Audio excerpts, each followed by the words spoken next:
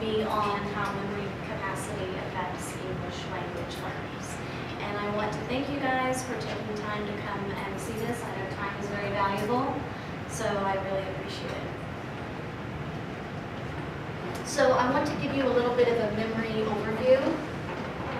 The first thing I want to show you is the learning process. So how we learn, what that involves. The second one is why is memory important today. Some of the research behind the memory. And then I want to give you a test where you can test your memory, and then you can also give it to your students as well. And then I'll go into the different types of memory and then my experience with this. Some memory techniques that you can take into a classroom for your students. And then also plans for future study, hopefully maybe my IPPs.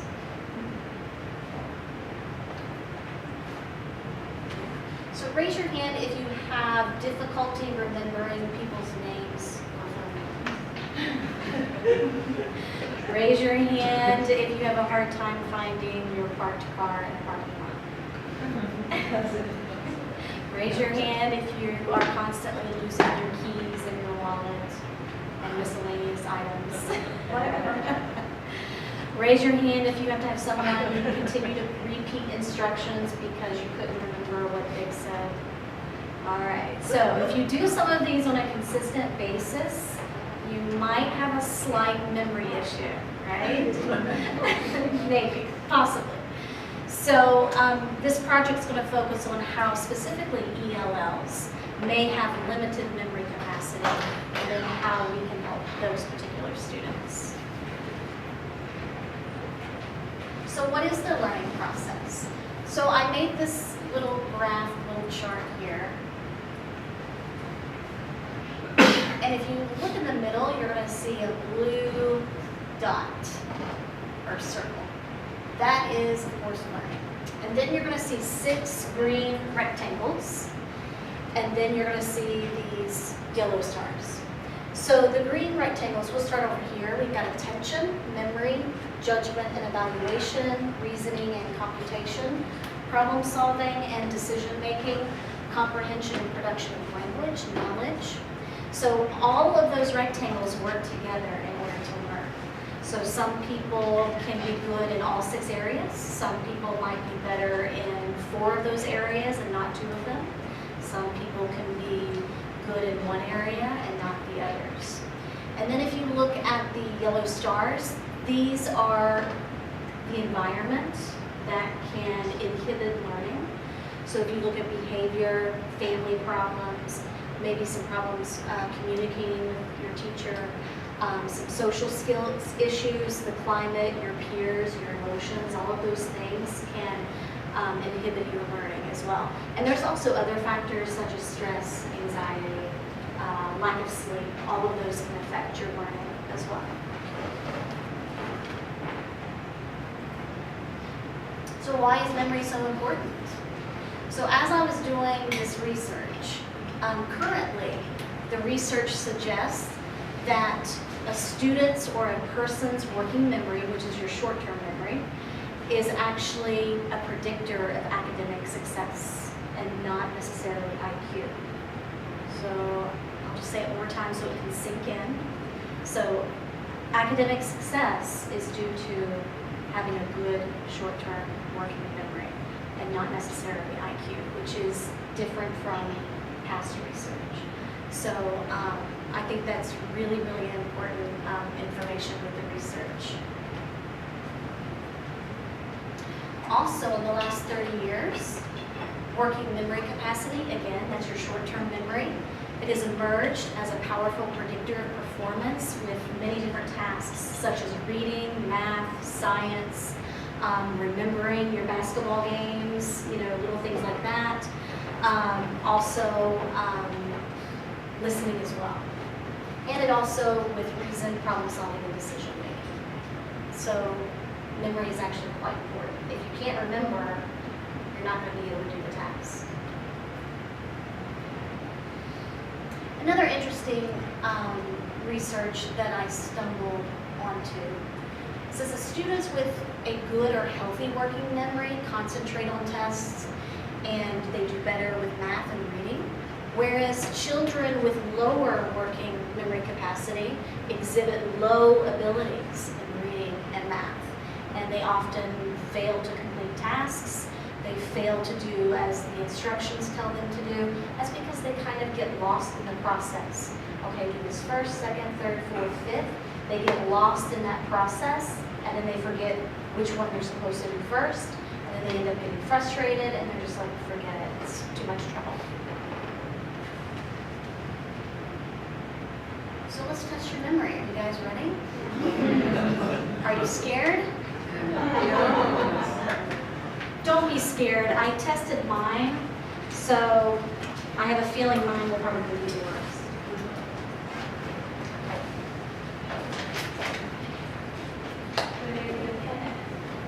Yeah, you're probably the plan. Okay. And so I'm going to give you, make sure when you're looking at it, you just look at the front side.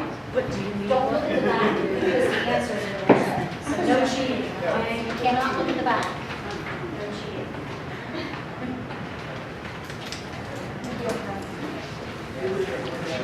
So just make sure it looks like this. Anybody with an extra pen?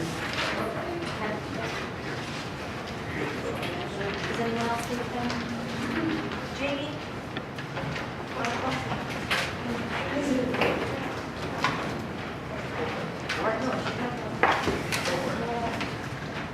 You're not supposed to look at that side. Oh, I'm sorry. All right, you're going to see numbers 1 through 6, right? So I'm going to show you 6 slides. Okay, the first one, you're going to see some letters, and I'm only going to show it for 3 seconds. So once that 3 seconds is gone, you're going to write how many letters you remember from what you just saw, okay? Now, as you continue going to number 6, the letters get longer, okay? So 3 seconds, and then write down what you remember, okay? Is everybody ready? We're going to get 100%, right? All right, here's 1.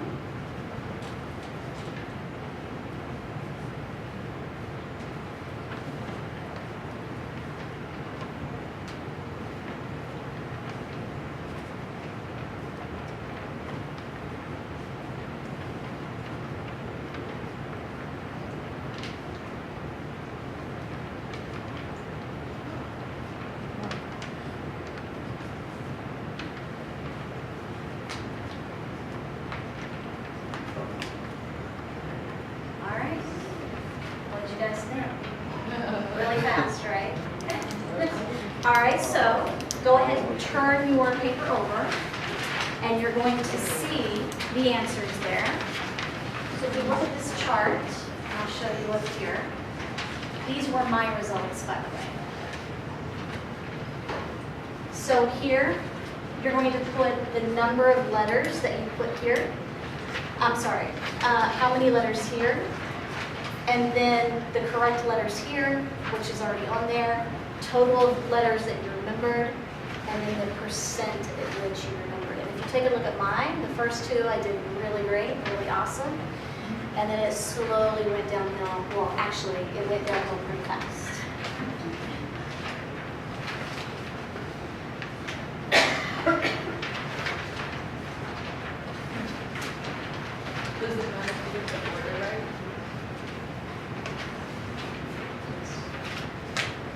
No, it's just to check to see if you actually remember the specific letter.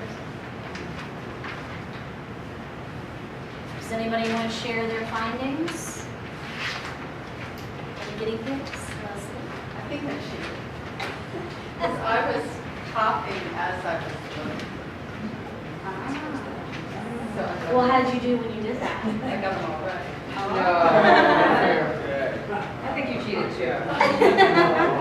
So I wasn't really remembering. I was copying. Anybody else? Angela, how did you do? I was doing the same thing as Leslie for most of it, and then the last one I was like, oh, I'm actually going to try this. So I tried to put it together like a word, and I like muttered it to myself, and I got most of them. But if you'd asked me again, like a split second after that, I wouldn't tell you. Right. Just Yeah. came out. anybody do really, really well without writing them? I did well on the first 5. And I think the reason I did well, I didn't hold those in my memory. I got it. This one. Complete? Yeah. You mean Yes, like, I didn't get the fifth one. I got for I didn't only got I got about 4, I one, couldn't do wrong order. one letter. that's fine, that's fine, yeah. What's interesting is the research says you can only hold between 5 to 9 objects or things in your memory at a time. Yeah, so as you can see, how many do you think I can hold at a time? What's my average? 4. Yeah, 4 or less. Yeah, yeah, yes. So interestingly, my graph went like yours. I got the first 3 all correct. And then the fourth one, I remember I don't see. The last 2, I just remember the first letter. Yeah, yeah, I was the same way. For the last 2, I would remember only 1 or 2. And I think what happens is once you get to where it's longer, I'm only focusing on these up here and not necessarily on the ones, because I want to make sure I get some right. I know I'm not going to get all of them right, so what I tend to do is just focus on the beginning. All right, awesome. All right, so let's look at the types of memory. We've got 3 types. We have sensory memory, and sensory memory lasts about 500 milliseconds to 3 seconds, so it's very short. And the sensory memory, it comes from the word senses. What are your 5 senses? Seeing, hearing, Smelling. yes. Yeah, so when you have that sensory memory, it's usually a feeling that you associate with that memory. Then you have your short-term memory, which lasts 30 seconds or less. And then you have your long-term, which theoretically can last forever. So let's take a look at some of the memory theories. And you guys are going to have so much fun with this one. What do you guys think about this one? Now, I'm going to do everyone a favor, and I'm not going to go over this. So what I tried to do was simplify this. So when I did, I came up with this one here. This is based off of the multi-store memory by the psychologists Atkinson and Shiffrin from 1968. Let me see if I can get it a little bit bigger and bring it down a little bit. So let's take a look at it. And again, this is very simplified, so it's actually more complex than this. So you have your environmental output, which can be your senses, things from the environment that affect your memory. Touch, taste, feel, all of those senses. Once you have that, it goes into your sensory memory. Then we want to get it into your short term. To get it into your short term, you have to use attention and recall. And I'm going to focus on this word right here, attention. So you have to have attention in order to put it in your short term. Now, our goal is to get it into the long term. So in order to get it from short term to long term, we have to use rehearsal, retrieval, and I'm going to focus on that word rehearsal, which is like practice. You have to practice it in order for it to stay in your long-term memory. All right, so let's look at an example of how this works. And one of my favorite subjects is cookies, because I love sweets. So if we look at cookies, I am a 5-year-old child, and I've never eaten a cookie before, okay? So I wake up, and what do? Smell what? The cookies baking, right? So now I know it smells good. So the smell refers to the environmental output in your sensory memory, which triggers that.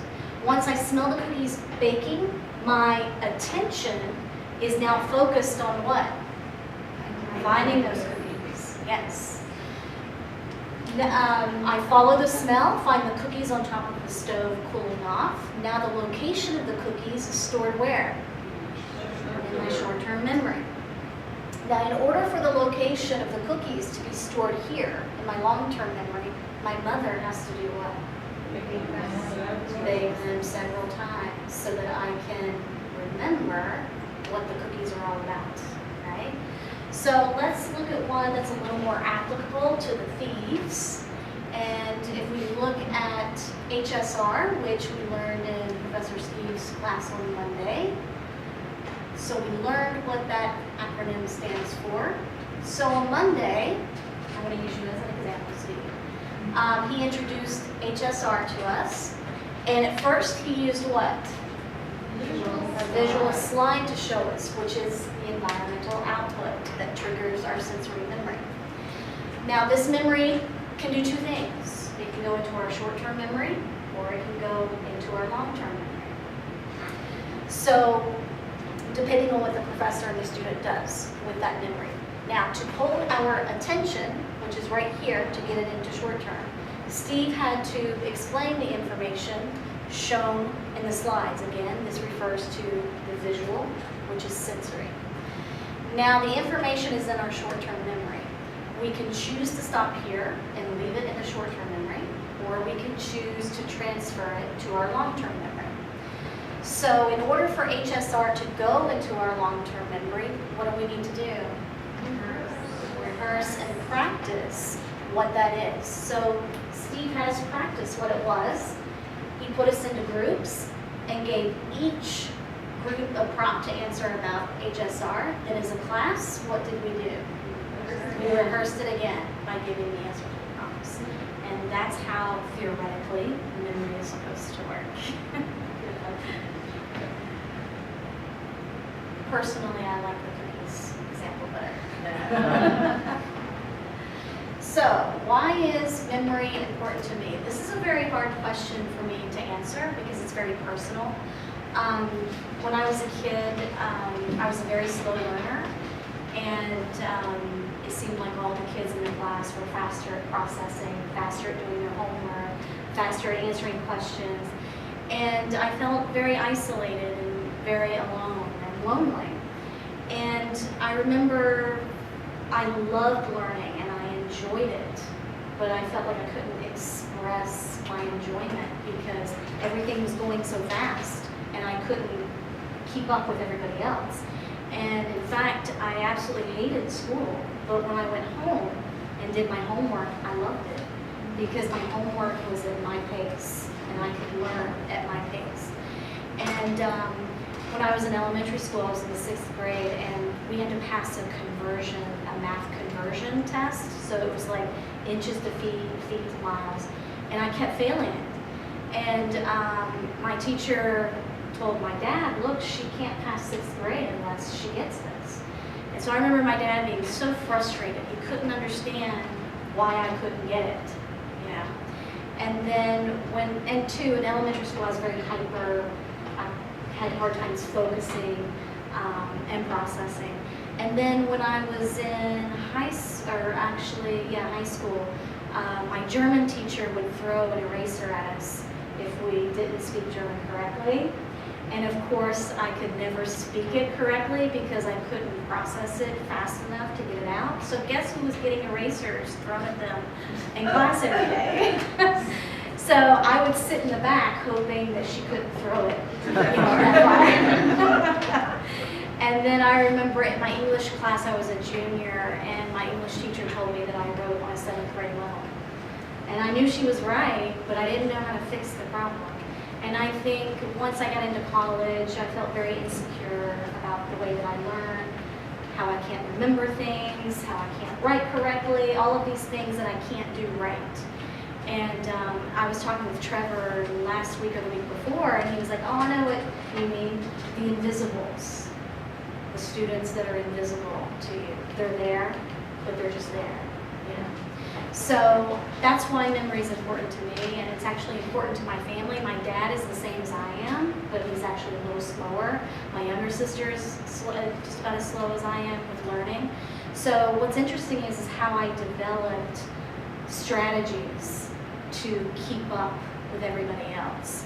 And I think it's interesting how if no one tells you the strategies, you can still adapt to it and figure it out on your own. It takes a while, but you can usually figure out. Sometimes. Some people can, some people can't. So let's take a look at some techniques that can help your students with their memory. Two of them, the first one is the link method, and then the second one is mnemonics. Some of you might be familiar with the mnemonics. So we're going to take a look at the first one, which is the link method. And I've got a short video that explains what the link method is, and then we're going to actually practice that method so you can do it with your students. Well, equipment as everybody else, so it's something anybody can do. It sounds intriguing, so I'm going to give it a try.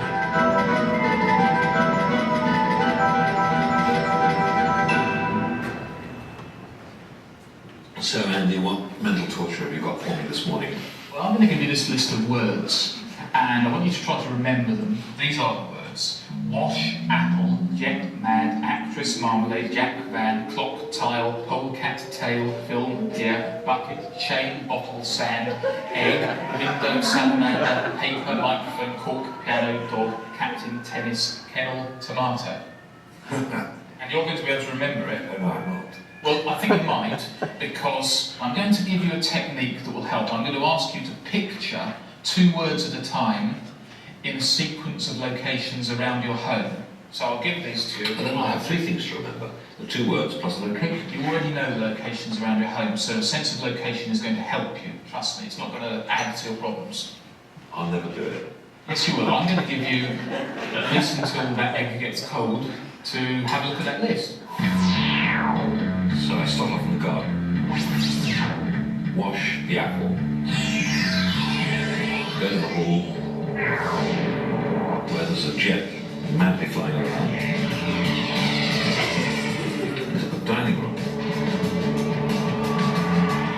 where there's an actress. Who's your favourite actress? Judi Dench. She wouldn't be smeared in marmalade. She would be. Why? So you can remember her. For the next 5 minutes, I frantically try to imagine all these crazy images and think where to put them. The normally quite unexceptional Winston household will never feel quite the same again. Frankly, I'm convinced it won't work. Okay, I think that better be time up. No. Oh, yep. What would I? I know the first 2. That's enough time. I'll never remember that. Well, no, you'll do okay. I better get to work. See you later. Cheers. Now all I've got to do is to go through my normal working day. The challenge will be to see how many of the 30 words I can remember at the end of it.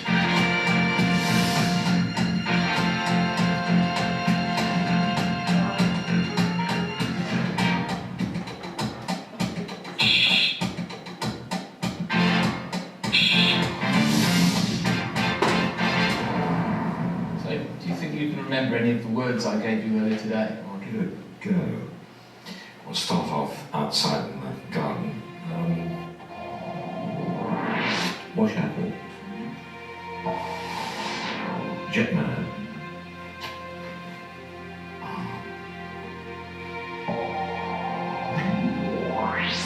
Actress. Marmalade.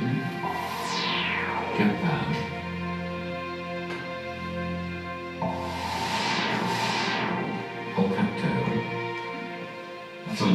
That's right. Bucket chain. Mm-hmm. Clock. Tile. Bottle. Sand.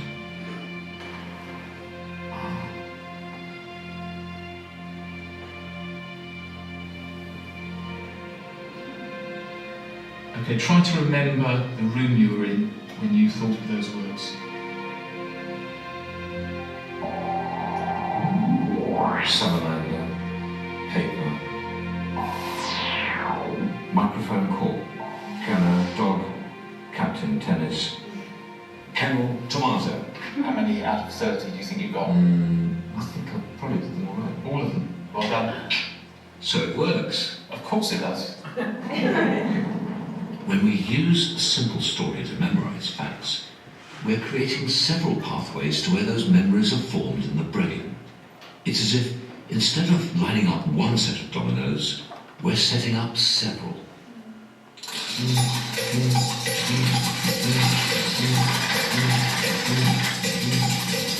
reason we often have difficulties in retrieving a memory is because one neural pathway can easily get broken.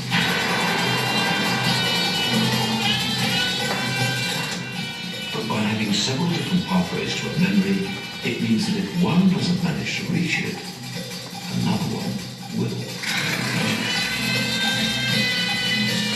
That's the advantage of the story technique. It creates lots of neural pathways in our brain. And all our brains can work in this way.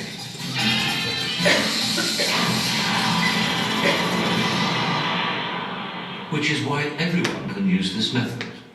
By using a story to memorize facts, we all have the potential to perform astonishing feats of memory. So do you believe it can work? Think you can do it? Sure. All right, let's try it.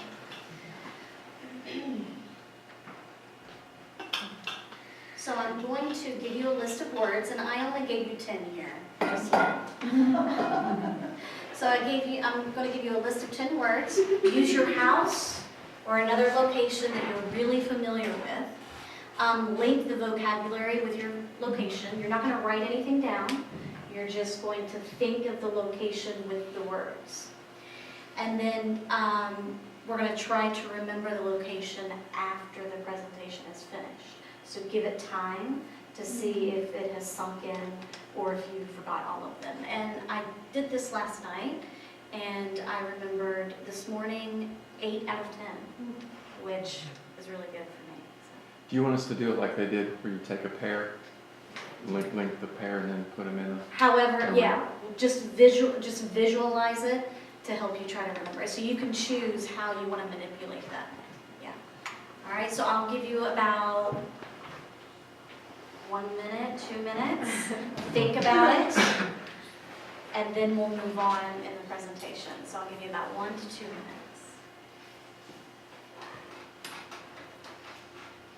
All of the words are ant, bread, homework, zebra, wealthy, transform, promise, diploma, sweet tea, couldn't forget the sweet tea, and booze.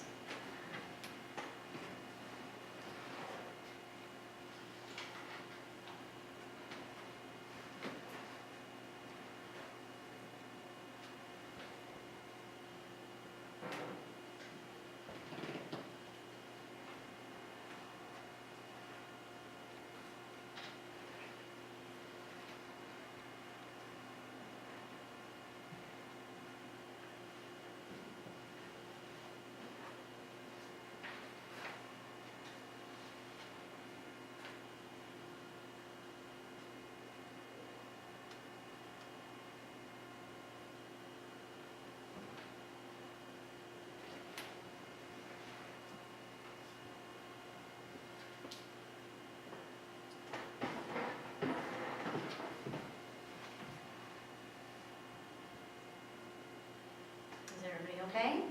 You got it? Yeah. All right. So there's a $20 prize at the end of the presentation for anyone who gets all 10 right. All right, so now let's try mnemonics. This is the second method. And keep in mind, when you do these techniques, think of your brain as a muscle, just like your heart. Think of your memory as a muscle. So how do you strengthen muscles? Exercise, so you practice, yeah. So that's, in essence, that's what these techniques are doing. It's strengthening your brain and your memory. So I'm going to give you a word that I'm hoping that you don't know. And I'm actually going to show you, there are several mnemonic devices that we can use, and I'm just going to show you what they are. You can have students associate words in phrases, associate them with rhymes and sounds for people that are really good with listening and musical skills. This one is not my preferred style, but I do have students that do like this one. And then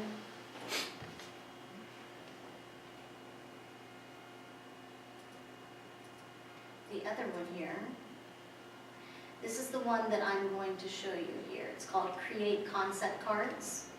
Now if you look here, What word are they using? Can you see the word that they're using? Restrained. Yeah. So if you look, they have a phrase here, birds are restrained.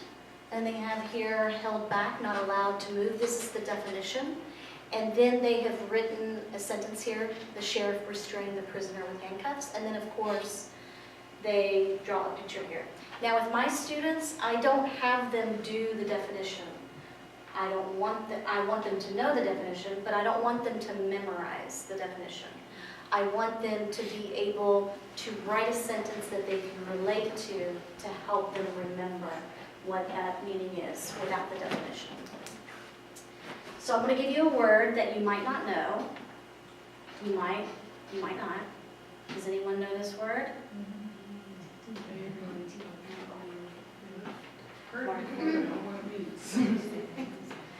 Let's take a look. So it's to make it a little bigger. Can everyone see that okay? To deprive of force or strength, destroy the vigor, weaken. Now let's go down here. Yes. So now I'm going to go back to the slide. So what I have my students do is to look up the definition like we just did. Then I have them write a synonym. I also have them write a sentence they can relate to that's going to help them remember that.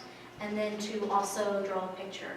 So on the same paper that you have for the test, what you can do is write the word, innervate, verb, and I'll show you what mine is.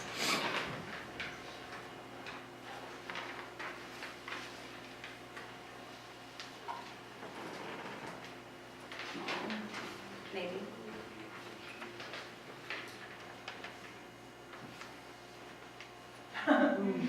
Yeah.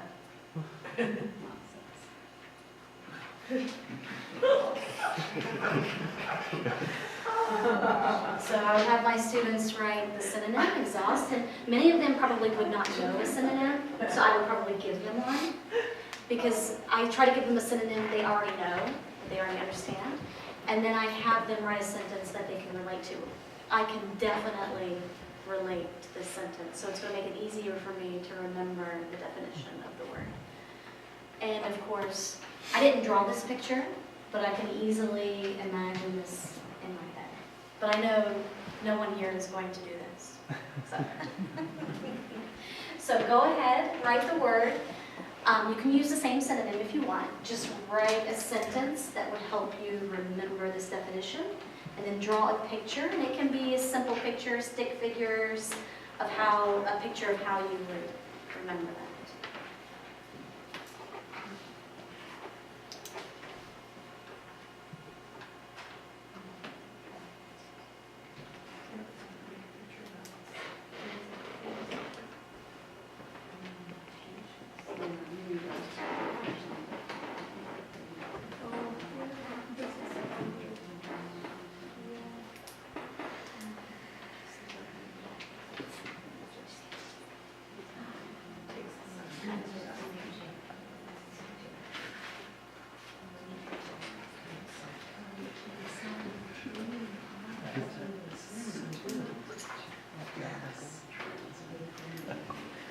So does anybody want to share their sentence? Yes, Shayna? Coffee wakes me up for a few hours, but in the long run, it enervates me. So you would be able to easily remember that because of the coffee. Yes, the experience I've been having this week. All right, cool. Anybody else? Yes. Well, I've got a picture of 6 or 7 kids jumping up and down, and I've got a picture of the mother lying flat on the floor. And the sentence is, the children innovate with the mother. Yeah, I'm thinking of my dogs in particular. I could use my dogs in that reference too. Yeah. Anybody else? Yes. I was enervated by the long plane ride. To hear No. somewhere else. Okay. All right. So some downsides to some of these techniques, some limitations. The two that we hear most frequently, of course, is time. And this could possibly pose a problem for non-visual learners. With the time issue, when I did this last night as a native, as an L1, I did this in about 5 minutes. But if you're thinking of doing it with your L2s, it's going to take them a little bit longer to do this. However, I've noticed that when I do this, once they practice it every week or every other day, it gets faster for them, and then they don't complain about the time issue anymore. It's just at the beginning stage when they're trying to figure out how they're supposed to do the activity. So really, as time goes on, the time issue really isn't a factor. What can possibly more of be a factor would be for your non-visual learners. But in all honesty, I haven't had any problems even with my non-visual learners, and I think it's because they can identify with the location itself. So I think that makes it easier for the non-visual learners. So how does this research relate to English ELLs? There was a project done by the Barcelona Age Factor, and they did this with specifically L2s. And the learner's cognitive abilities play a very strong role in second language learning. And so if you think about memory in your L1, do you think that your memory in L2 would be just as affected? If you have a hard time remembering in your L1, do you think you would have a hard time remembering something in your L2? Do you think you would have more of a problem, or less of a problem, or the same problem? Why do you think you would have more? Blake? Sorry, it's another cognitive hurdle. There's a acquisition. Yeah, definitely.